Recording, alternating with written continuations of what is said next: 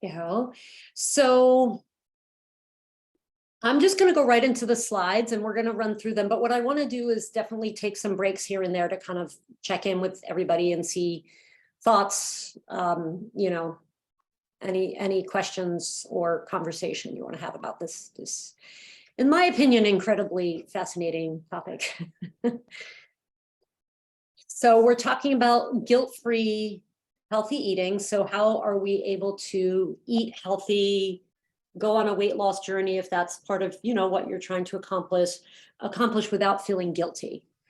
So let me just do one thing here. Hold on. Why is that happening? Oh, okay. I want to put you all up at the top so I can see you. So the first thing I want you to think about is is your relationship with food. And just take a moment to think, like, how do I feel about food? Sorry, I do have to go out of screen share to let people in. I mean, out of full screen. So is it adversarial? Is it, you know, changing? Sometimes it's good, sometimes it's bad. Do you feel like you never really thought about it, or are you just sort of not aware and mindful about that? So just take a moment, think of that, and I'm going to move on to the next slide to kind of piggyback off of this and to ask the question, where, if you feel negative feelings about food or about your body, where does that come from? Where does, you know, so often, like, I know for me, I don't really have a lot of shame, but I definitely have guilt. So it's like, why did I do that? I shouldn't have done that. You know, regret and guilt, I think, are big for me. Shame is a very common word that people have used, you know, clients working with us or just people talking in groups or just even at parties, you know, how shame is a big word that comes to mind when they think about whether it's food or maybe some of the things that people have done with their eating or their bodies. But I'm just curious, and actually, if you have a thought, please unmute and share it about this. Like, where do you think the guilt and shame come from? Just in general, it doesn't have to be about you personally. But like, why is this a thing? I know I have some big thinkers on this call, so I want to hear from you. All right, I'll speak up, Jill. Thank you. And come back up. So, hi, good question to ask, I think. So some of the things that I've become more aware of, or when you overhear people speaking, or some of the stories that I've heard from women, is the idea that, you know, especially as young girls, we're often told that, you know, oh, you don't want more ice cream, you know, you don't want to get fat, and, you know, just some of those things that in so many ways are harmless, but yet are so impactful. And, you know, so when you ask the question, where do I think it comes from? You know, I think that has a lot to do with it. You know, I think there are certainly situations where women have been criticized, you know, more forcefully, especially if they did have a little bit of a weight problem, and that can, you know, can even be more impactful. But I think sometimes it even has been those harmless sayings that were said to us that we don't even realize the kind of impact that they have as we grow older. Yeah. And that self-talk that we have then. Yeah, so there's like big societal things that we could all easily point to, like just go to a supermarket and in the checkout aisle, look at the pictures of the women on the magazines. I mean, yes, this applies to men, but it's different. It's a different kind of conversation for men, I think. But for women, certainly it's all about that image, right? Like our self-worth is tied to our physical appearance. But I think what you're saying too, Beth, is that it's also these little tiny things that happen. It's definitely a trickle down due to our culture around women and body image and food and all of that stuff. But it can be very insidious and sneaky. Mhm. Yeah, I like that word, insidious. Good word. Yeah. And it's sneaky. Like I deal with this I literally think about this all the time and read about it and learn about it. And I still catch myself saying, oh man, why did I do that? And I'm like, whoa, okay. So, and then thinking about where is that coming from for myself. So I think we all, even those of us who were brought up in a very healthy environment and have a very healthy relationship with food and our bodies, we still are subject to these cultural norms. Any other thoughts around that? In particular, I'm wondering if anybody had, like, where does it come from in our culture? Besides the fact that, women are seen as objects and all of that, but like, is there something else in our culture that you think promotes this? I'm leading you. I'm looking for a specific answer. I mean, what was coming to mind for me was the dieting industry. Mm-hmm. And how there's an entire industry that is built on and is dedicated to, committed to, relying on for its success, the shame and guilt of, whoever, men and women. Without that guilt and that shame, we're less likely to go out and spend all this money and do all these programs and do these magical diet things, right? Whether it's spending a lot of money on weight loss supplements or different, extreme diets. Yeah, I think that they're happy when we feel this guilt and shame. Unfortunately, it makes them money. So there's a lot of promotion of that on, social media and advertising and everything. And one thing that I've seen a lot is, like, if you go into Instagram, there's a morality that's associated with food. It's like, well, if I want to eat ice cream, then somehow, like, that makes me a bad person. Or if I have a hard time giving up sugar, then that means there's something wrong with me. Let's set aside the fact that sugar is everywhere, it's addictive, and it's totally pushed on us constantly wherever you go. Like, if you try to not eat sugar, try and not eat sugar for a month and see how many events or things you go to where sugar is everywhere. And if you don't eat it, people are like, what's wrong with you? Live a little. So it's very pervasive. And again, it's like insidious and sneaky. It's in the name of health, right? In the name of health. You shouldn't eat sugar, you shouldn't drink alcohol, you shouldn't do all these bad things. But in the process of, I think most people go out there and they look at those things thinking, I want to be healthy, I want to lose weight, I want to feel better, I want to have more energy. And yet we're bombarded with this message that if we can't do it right, there's something wrong with us. If we're not successful, it's our fault. And I just think that that's problematic. I'm trying to dismantle that as much as I possibly can. So we're going to go into, that's just some food for thought. And you can keep thinking about it as we go through. I think these images were sort of examples of things like the good versus the bad. Like, the donuts are bad. And, here's the thin, beautiful woman choosing the apple. Like, health is associated with beauty and thinness and choosing fruit as opposed to a donut. And donuts are bleh. And that creates a morality around food that I think is quite damaging. Youthfulness, again, thinness, like, oh, I'm just going to have this little, and she's a beautiful woman. I'm sure she's a wonderful person, but, she's thin and young and beautiful. And she just has this one little slice of a red pepper on her fork. It's like, that's not me. I'm usually shoveling the food in at my desk. I know I shouldn't be doing that, but sometimes I do. And then, you know, again, like this image of like the perfect body, it has to look a certain way. And we tend to really start to associate fitness with weight loss, which is really not the best way to associate fitness, in my opinion. So those are just some of my thoughts. So we're going to move on to what can we do about this? What are some of the tools we can use to kind of resist this barrage of messaging that we're getting? So first, and Pamela, I don't know how much longer you can stay, but I'm going to talk about Nourish First and that whole concept. Then we're going to talk about how important it is to make health your priority. And then we're going to talk about acceptance and compassion.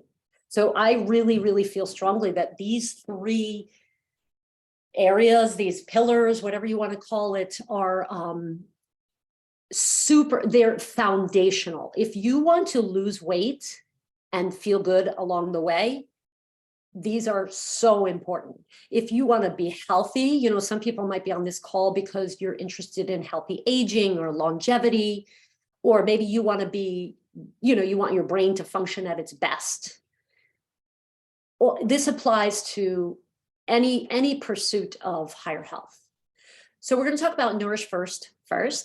And what do I mean by that? So most of the time when we look at, let's just say weight loss, especially, but even with like, let's say you were diagnosed with autoimmune or pre-diabetes or high cholesterol or something like that, you know, the first thing that you're going to hear is stop doing these things. Those things are bad and you got to get rid of them.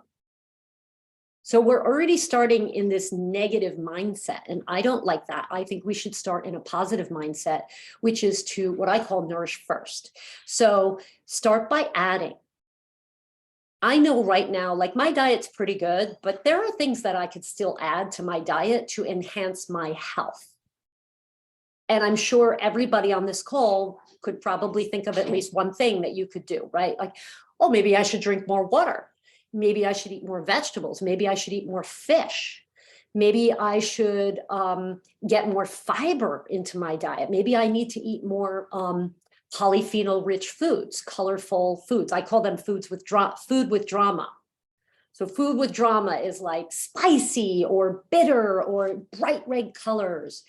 The more drama your food has, most likely, if it's a whole food, it's going to have more polyphenols, which are amazing for your health.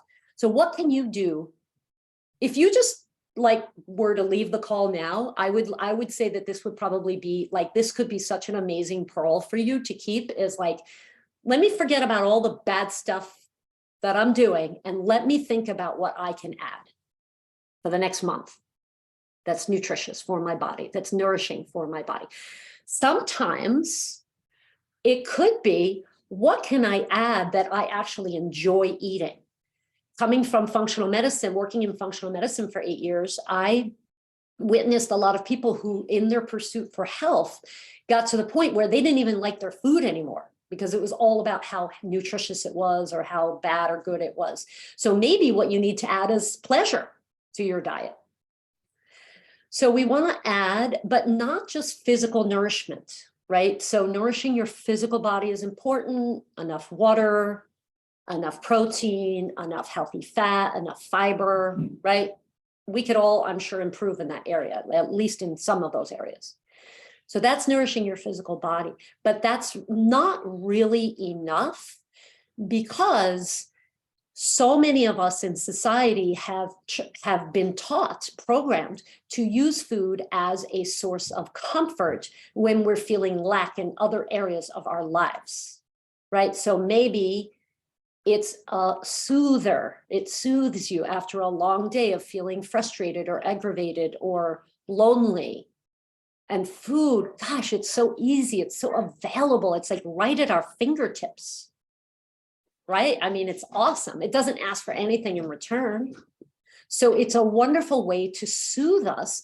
But if you can find ways to nourish your mind and your spirit and your emotional world, right? Because sometimes, you know, spirit could mean different things. Mind, we can kind of blur the edges, but saying mind and spirit, meaning, you know, if you're really bored, maybe you need some intellectual stimulation before you go out and seek out a diet.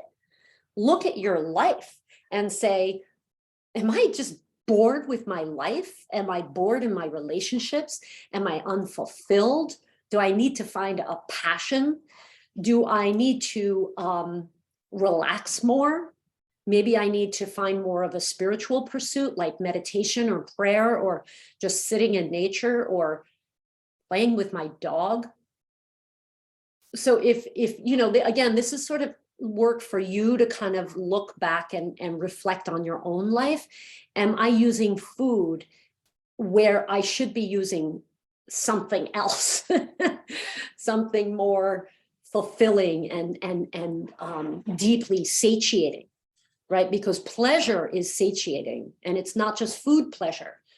We can get pleasure from watching an amazing movie or watching a great comedian or just sitting on the deck reading a book in the shade on a warm day, or doing a crossword puzzle or a puzzle, or having a hobby.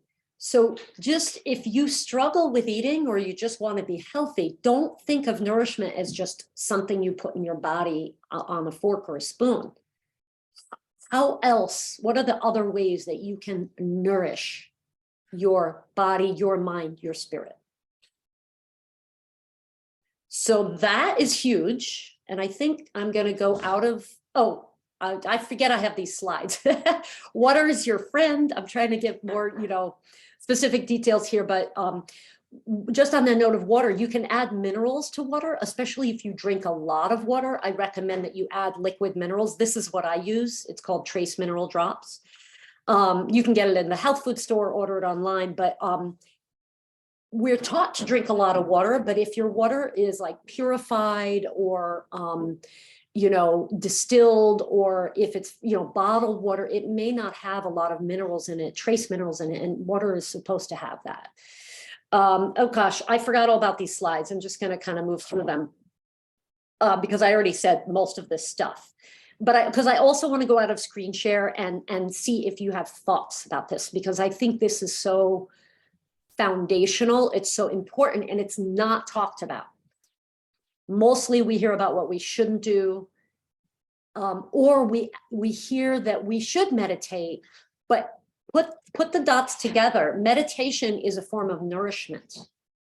And that's part of the reason that it will help you eat better and take care of yourself better. And we could talk about superfoods as well, but I just want to go out of screen share for a moment because I feel like I want to hear your thoughts. Everybody's got screen off, so. Jill, hi, I'd like to ask a question because I hear the term macros constantly, and I'd love to know what is the definition, how do you use the term, and how should anyone try to incorporate it into their nutrition? And I think I did have that on that slide. There's something about macros. So great question. So macronutrients are basically, I mean, there's really three, but I say there's four. It's protein, fat, and carbohydrates. I add water to that because I think that's a macronutrient. And then the thing that's so cool that I love to think about, because there's also the term micronutrients, which is vitamins and minerals and polyphenols. Generally speaking, if you are consuming the right amount of protein, fat, and carbohydrates for your body and the right type of water, you are going to get sufficient micronutrients. I love that. I think that's a beautiful concept. So you don't have to worry about necessarily, oh, am I not getting enough B12? Well, if you're eating enough protein, you probably are. And you're eating a good variety. And of course, whole foods are very important, right? Because you could say, well, I'm eating enough protein. I'm eating, 8 protein bars a day, and they all have some fiber in it. And, I'm eating a yogurt, so I guess I'm getting my fat, but that's all highly processed. So what I really encourage is looking at what you're eating, that nourishment, in the context of how much of it is processed and how much of it is whole foods. The more whole foods you consume, the healthier you're going to be, all else being equal. It's like if I was going to tell you, if you could only make one change in your diet, just one, it was all you could do, I would say begin to gradually convert any processed foods to whole foods as much as you possibly can, and forget about macros and forget about, well, don't forget about macros. Actually, forget about like, is it keto or, you know, are you eating meat or all that stuff? Because there are plenty of people who are like, oh, you know, meat is bad for you. Now I'm going to eat soy protein every day and I'm going to eat these fake meat products. So I'm not trying to get down on the vegetarian or vegan diet, but I'm saying that if that includes, you know, 80% of your food is processed, that's a problem. Sorry, I'm going off a little bit on a tangent, but I love your question. So yeah, and the important thing too is that you want to get the right types of protein and in particular fat. Very important. And I have blog posts about all of this stuff. Mark, I saw you. Hi, Mark. Hey there. Yeah, I'm loving this, and I'm loving particularly just where, you know, diet can get really, you know, the concept of a healthy program can become very feel rigid and like what more the focus, and it's exactly the same thing with what I do in my work.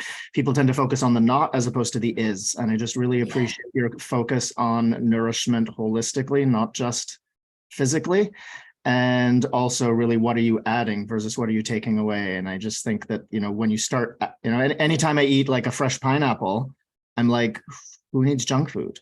You know, so and it's just like I naturally start to gravitate towards healthier choices. And I just find that those healthier choices beget even more healthier choices. So I'm just really appreciating the way you're articulating this. Yes, yes, that is a very good point, because a lot of times, I mean, I've worked with so many clients where I don't even tell them, because we see what they're eating. They enter what they're eating into a, you know, this app that we use. And a lot of times I tell the nutritionists who work with me, I'm like, don't say anything about the junk food in the beginning. Just add stuff. And you would be surprised how many times people are like, you know, I stopped eating the goldfish or the whatever because I just don't need that anymore. It's a beautiful, beautiful thing. And part of the reason of that, Mark, is that when you get the right macros and the right therefore the right micros into your body, you have less physical cravings. So that's why you want to eat better, because your body is physically nourished. I remember I was told once that I don't know if it's the same in your experience, but if you're craving chocolate, it means you need magnesium. And then if you go for almonds, you get it from that source and you stop the chocolate cravings. And I tried that, and within 2 days, my chocolate cravings disappeared. I don't have chocolate cravings. Wow. So it was just like the getting the right macros, as you're saying, or getting, you know, going for a whole source from it, as opposed to the body recognizing a sort of more polluted or less whole, you know, less supportive source of what it was that I was looking for. So. Yeah, totally. All right, Susie, I see you're up to go. Thank you. Yeah, and you can watch the rest of the recording if you'd like. So any other thoughts before I go back to some of the slides that I want to share? Oh. Okay, cool.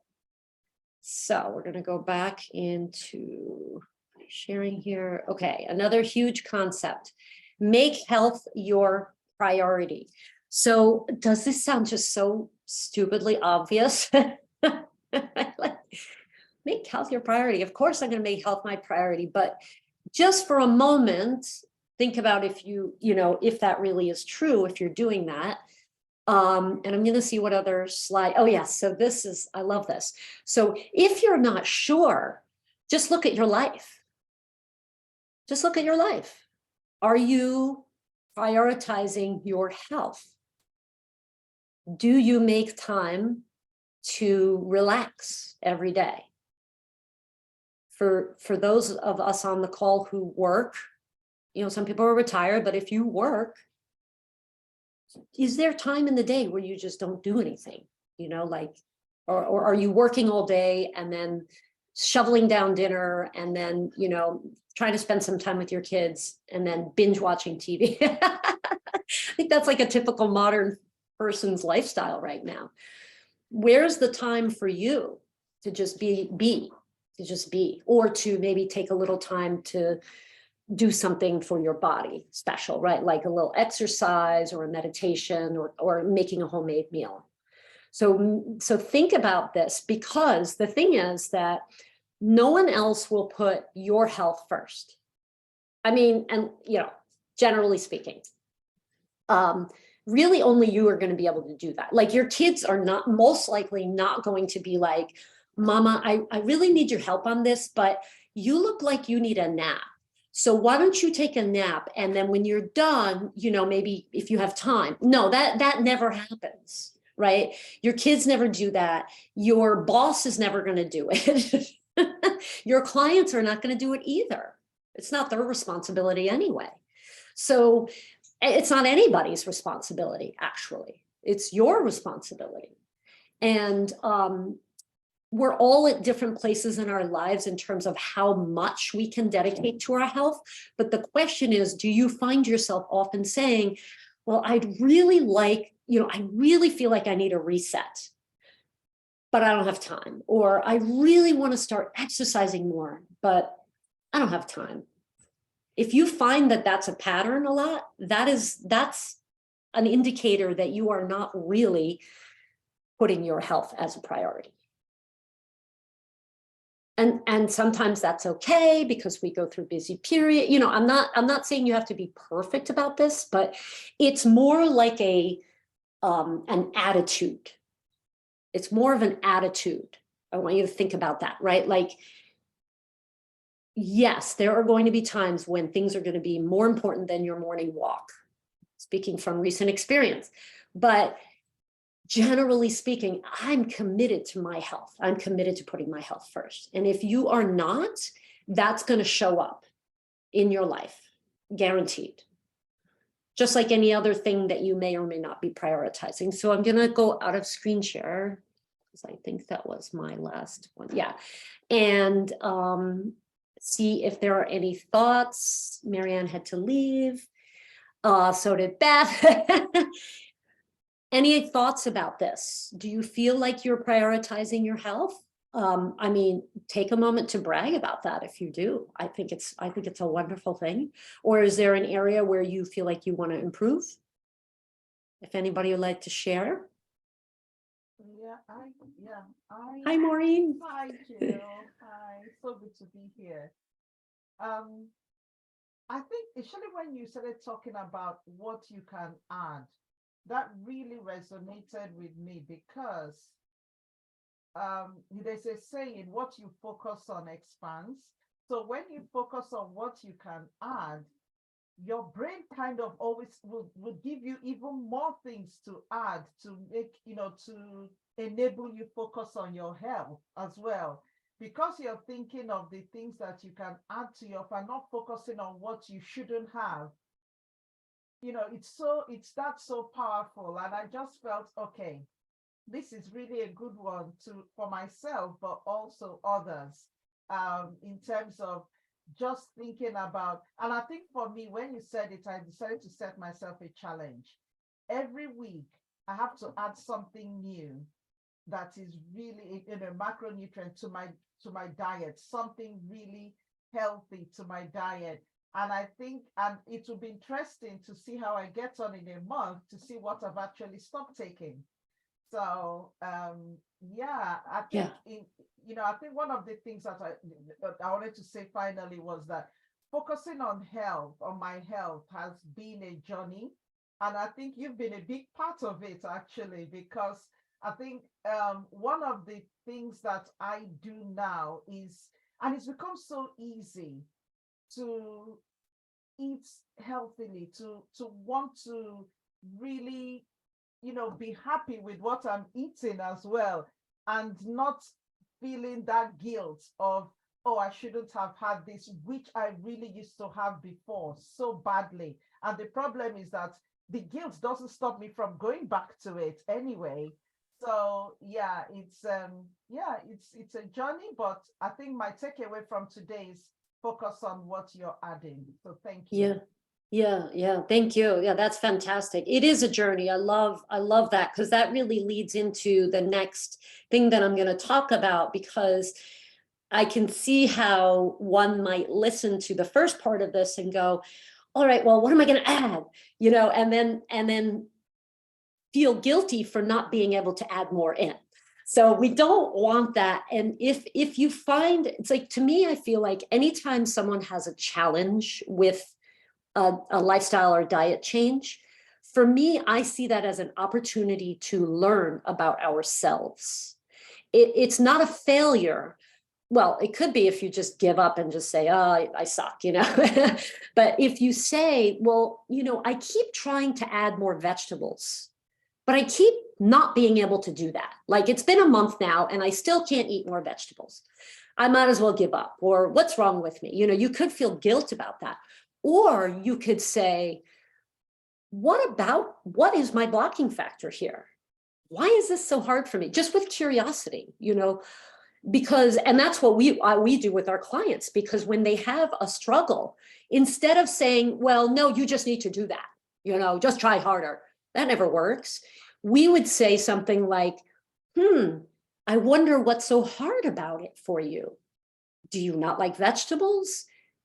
Are you too busy? You know, so explore, rather than feeling that guilt about not being able to add things or not being able to do things.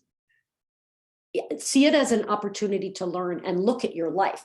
Because I'll tell you also, a lot of times what we discover is that that person is not putting their health on a high priority. They're putting other things higher, like their work or whatever. And then it's like, okay, that's fine. As long as you recognize that the reason, let's say just an example, this person wants to eat more vegetables, but they can't. And when we look at what's going on and we learn from it, we go, oh, wow, the reason for that is that I'm too busy. I'm too busy to take time to cut up vegetables and to do whatever. So maybe we can find a way to get vegetables in more quickly and easily. But maybe we can also look at life in general and say, maybe I'm putting a bunch of things before my health, and that's something I want to evaluate. And again, it's a journey. Like you said, Maureen, this is not something that just changes in one day. It's a process. The more gradually you do it, the better. Like hands down. So if you add something new every week, Maureen, it can be something, it could be the same thing for like the next 6 weeks. You know what I mean? Like, you just focus on that one thing that you're going to add.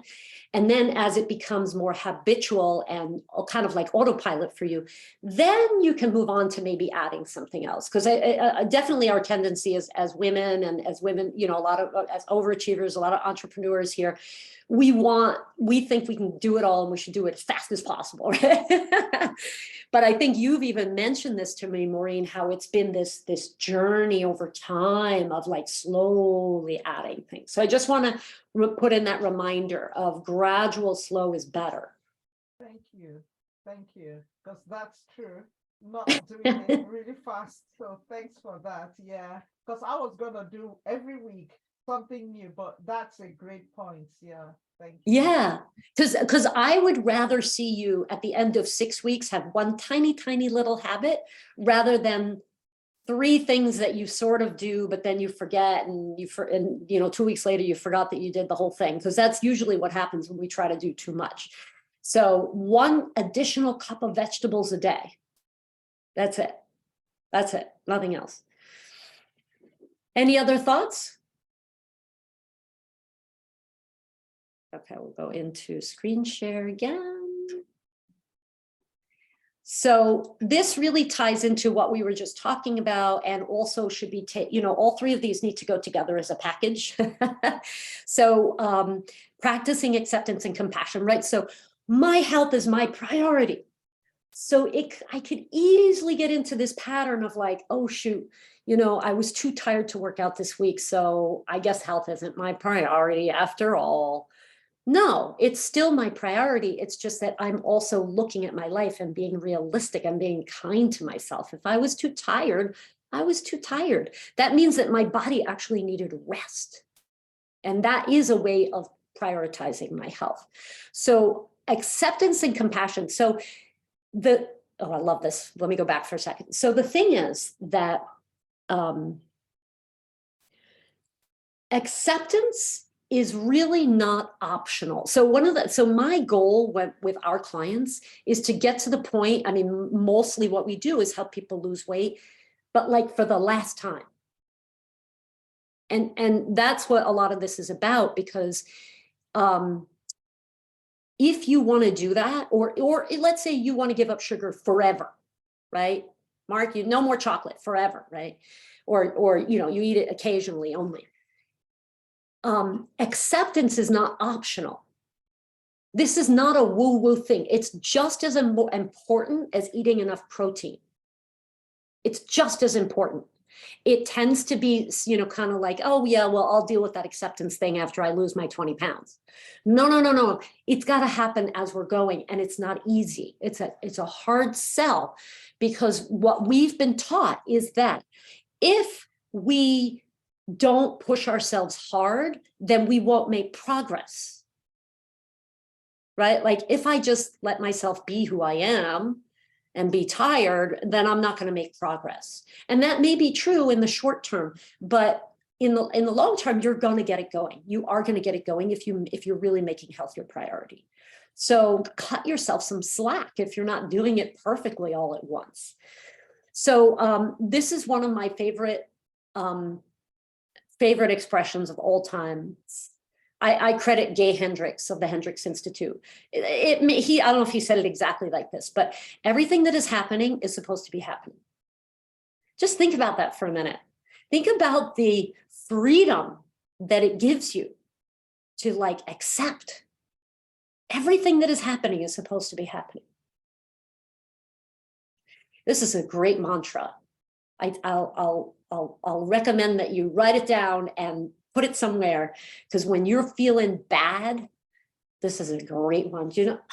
Everything that's happening right now is supposed to be happening. You mean it wasn't my fault? It wasn't her fault? It's just supposed to be happening? I love this one.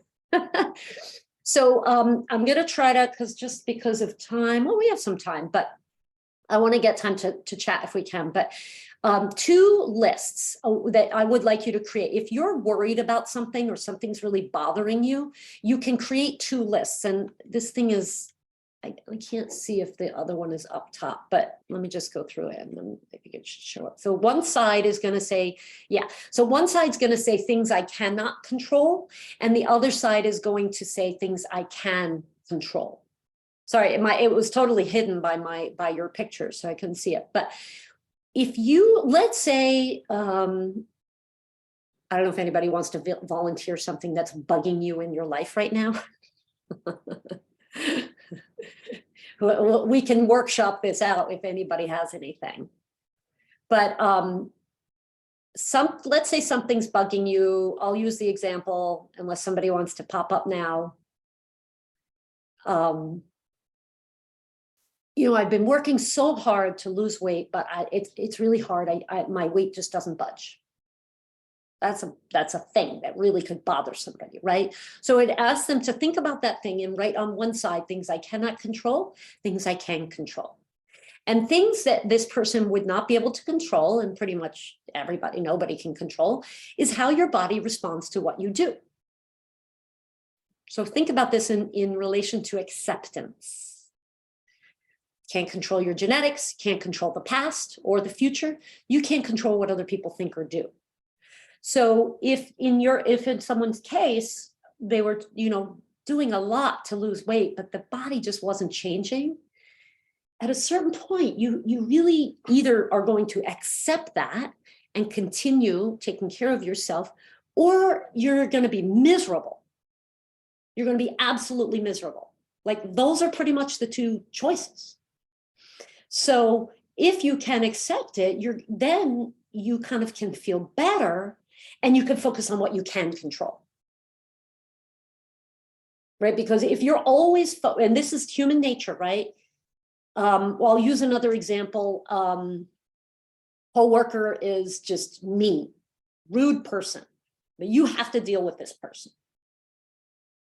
You can either quit your job, you can be miserable, drive yourself nuts, or you can start to just accept that person and accept that you can't control that person. I don't know, do you want to be happy or do you want to be right, kind of thing, you know? So this tool, this list is amazing for you to use with any situation in your life that you feel bad about, any situation. It's such an amazing tool. So, and I'm going to just go over to things you can control. Did I just do two? Oh no, I have one more. How much? Four of them here. How much fun you can have. So you can control your thoughts. You can control your actions. I just added the other two because they're kind of examples of things that you can control, right? Like you can control how much you move. For the most part, I think everybody on this call is able to physically move. So you can control that. You can control how much fun you have, right? You can go into that work environment and be like, that lady's so mean. Why is she always rude to me? I hate my job. I hate her. I hate myself. Or you can have a little fun with it, right? And you could say, you know what? I'm going to try to be a little bit compassionate toward this person because this person probably has a lot going on in their life. And I'm just going to try to have a different attitude about it. I'm going to try to have a little fun. And when that person is rude to me, I'm going to remind myself, right, and control my thoughts that I want to be compassionate and I don't want to be miserable and be controlled by this person, right? Like if you're reactionary all the time, that means you're being controlled by someone else. So those are just some examples of situations where you can use this this tool and make a list for yourself. I'm telling you, this list has saved me so much drama and suffering in my life. It's amazing. And it is the path to acceptance, right? If you understand in a given situation what you can control and what you cannot control, then you realize you have to accept the things that you cannot control. You have to, right? There's really no choice. But you're empowered because over here are these things that you can do, these things that you can control. Think about how empowering this is. I think it's incredible. So this is part of acceptance. And so we'll go back to the example of the person who's having trouble losing weight. So she's thinking, all right, every time she has that thought, oh, I hate my body. So disgusted with my body. Why isn't it working? I work so hard and it's not responding. That's fighting reality, right? That's fighting against what is. That's fighting against what she cannot control. But if she could just say, oh, hey, my body is doing what it's doing. What's happening is supposed to be happening. Maybe it's my genetics, maybe it's my past, but I can't change that right now. But what I can do is I can be loving toward myself. I can change my thoughts. I can create a mantra where whenever I get those bad feelings or those bad thoughts, I can say, oh, this is my mantra. I'm going to use this. I can take care of my body, even if I feel like it's not doing what I want. I can choose to relax. I can choose to move. I can choose to go to bed on time. I can enjoy my food. That's all empowering. So acceptance feels good, and fighting against what is a futile endeavor. Let me just see, because I might just go, oh, I have mantras, but I want to kind of go to see if there's any thoughts about any of this. I feel like I lost everybody. Any thoughts about acceptance and this exercise that I just shared with you all? Mark? Oh, the screen's gone, so I need a bit of a reminder almost. No, I just love I just think that there's so much focus on what we can't control, as you said. And I just think, again, it's the same thing about the nourishment, just the focusing on what you can, I think is really important. I just wanted to name that the big thing that I just got out of this is like, okay, I wasn't able to exercise this week because I was busy, or I haven't been able to do something for a couple of days. Doesn't mean it's not a priority. Just having that wide view is so beyond helpful. That's like one of my nuggets today. It's just, recognizing these things happen and it doesn't mean it's not a priority. And it's very easy to get into that sort of very ethical, rigid, dogmatic mindset with this. And that mindset also isn't healthy and doesn't support those choices. So I'm really, really grateful for that perspective. Yeah. Oh, yeah. Thank you. I know. I need that. I always need to remind myself of that. I like to think of health as something that should be expansive. and feels good. It feels free. Like if you're feeling bad about, oh, I didn't exercise, I didn't eat well, that's not healthy either. And it's somehow that's lost in the whole story, you know. Robin? Well, beautiful what you have been saying, and Mark too. I just noticed the amount of energy, you know, that's put into the shame and the guilt and the focus on what's wrong. And again, the diet industry trying to make sure that we have a perception of where we should be and we're not meeting it. So we keep striving. And the amount of time and energy that I could put into, you know, noticing how much of that's taken up, right? Versus what if I do have time, right? I have time that I put into that. What if I could shift that over to, I'm here now, you know, in the present moment, taking it in, and just what you said, everything is happening, you know, the way it's supposed to. And let me see what I can say control. I can augment the things that are good, that I can augment and amplify, and saying good work, you know, and encourage myself versus the comparison to someone else or what I should be doing. You know, it's just putting my attention over here, which you're saying so beautifully in this work. Yeah. I love that. It's more of like, what can you nourish or focus on, right? Than rather than, you know, I mean, one could actually debate how much we can control our thoughts, you know, and our emotions, right? But I think that I like to remind myself that I do have, it empowers me to remember that I do have control over my thoughts, like that they can fly in, but that then I can choose to focus on something else rather than get caught up in those negative thoughts. And that takes a certain amount of willpower, motivation, and willpower to do it. You know, sometimes it's easier to just, but I think that when we do that, it's okay too, which is more like also along with what Mark was saying. You know, I love the term radical acceptance. Radical acceptance.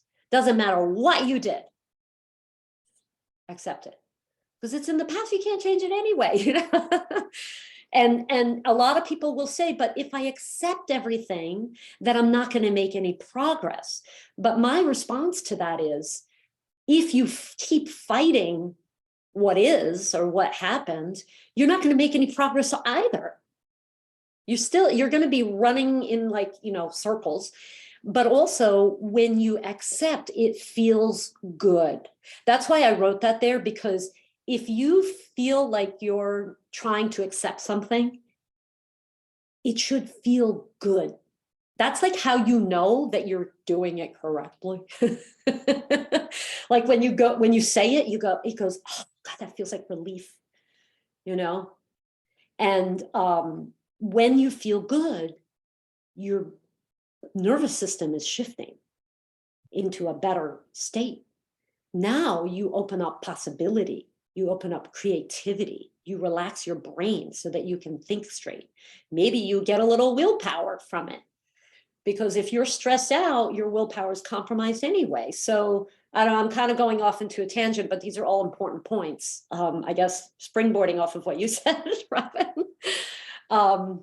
But yeah, that's an important point. I love the focus. It feels very positive as opposed to what can I control? But we'll use whatever speaks to you. And then I'm going to go a little bit. I know we only have a few minutes left, but I just want to also bring up these things here to you. A mantra. So these are some of the mantras that I've used. And a mantra is basically any short little sentence or words that make you feel good. I don't care what they are, as long as they truly make you feel good. I mean, it shouldn't be hurtful to someone else. Like, she's a bitch. That's not a mantra. That's blaming and shaming and putting your stuff on someone else, right?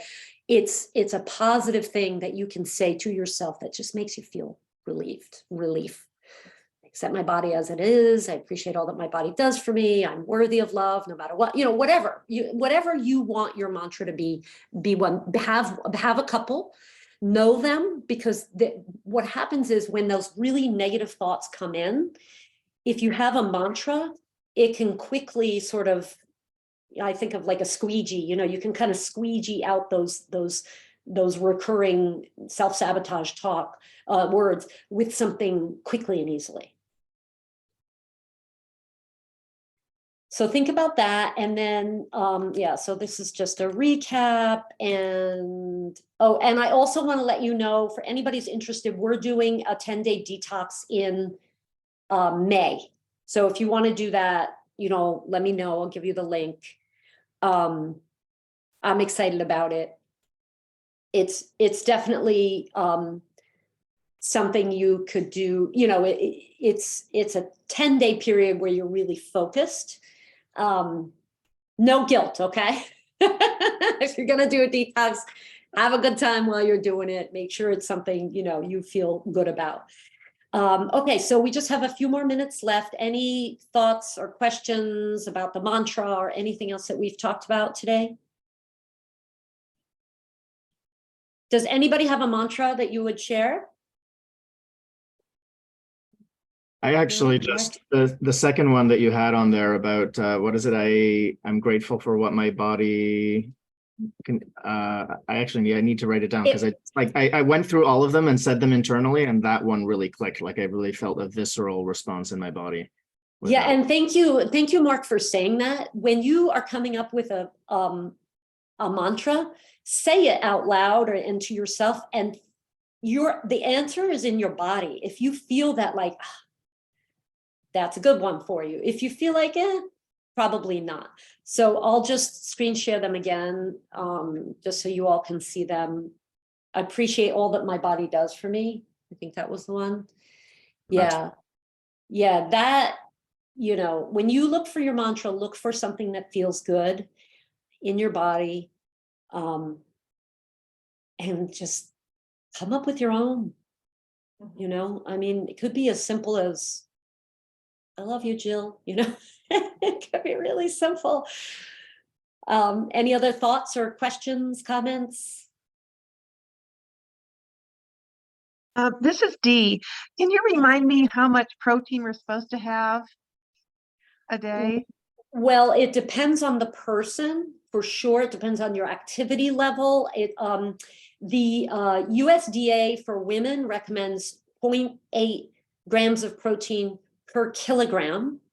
So if you weigh, you got to take your weight in pounds, divide it by 2.2 and get your weight in pounds. And then I usually round it up to 1.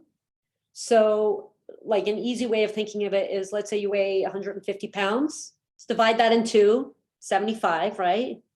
About 75 kilograms. And then times 1, 75 grams. Oh, wow. That's my, okay, that's a lot. It's a lot. Probably a lot more than I'm getting. Well, it's a lot in terms of the grams. Yeah. So the thing is, I recommend really playing around with the amount of protein that feels good for you. I'll give you a thing that one of my favorite tips is, if you are not getting enough protein, you're probably going to feel tired. Mm-hmm. Protein affects energy, because we have to get, it's on a 24-hour cycle.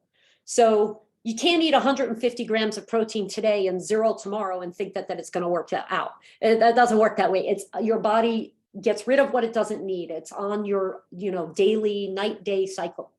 So if you really want to go for that certain amount, and then if you notice that you're tired a lot, try increasing your protein by 10 or 15 grams a day and just see what happens. Okay. All right. Thank you so much. Yeah. Most women are probably in the range of 60 to 100 grams a day, which I know is kind of a big range, but if you're getting 45, it's probably not enough. Yeah. I'm probably not getting enough. Okay. Thank you so much. Yeah. Maureen, did you have a question or a comment? I saw you unmuted for a sec there. Not a question. It was more of a comment that it was about mantra, because my Mhm. mantra is I am limitless. And that has Yes. helped me a lot in terms of even, reducing my weight during the pandemic and really getting into a good lifestyle where now there's no struggle. I'm focusing on my health. And each time I find myself going the other way, I kind of remind myself, I am limitless. I can do this. So keep going. And it's so mantra definitely has helped me. Yeah, that's beautiful. I love that. I have different mantras for like different how I feel on a regular basis. Like sometimes whatever is happening is supposed to be happening is probably like I use that a lot when I feel like overwhelmed or I feel like really angry or really upset. It brings me down to like it's okay. Everything's going to be okay. Like it's supposed to be happening.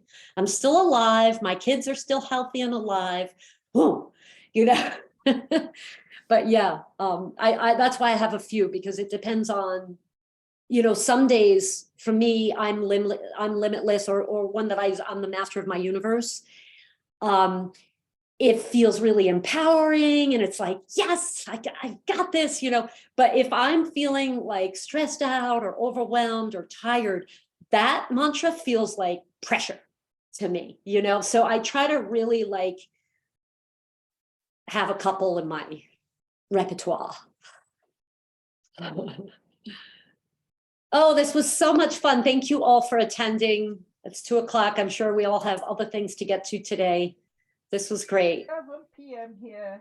Oh, yes, it's 7. Yes. Thanks Thank you so much. It's been You're fantastic. welcome. Thank you. You bring Bye-bye. things together so beautifully. I love it. Thank you, Robin. Thank you. I appreciate it. Bye-bye. Thank you. Bye. Bye. Bye.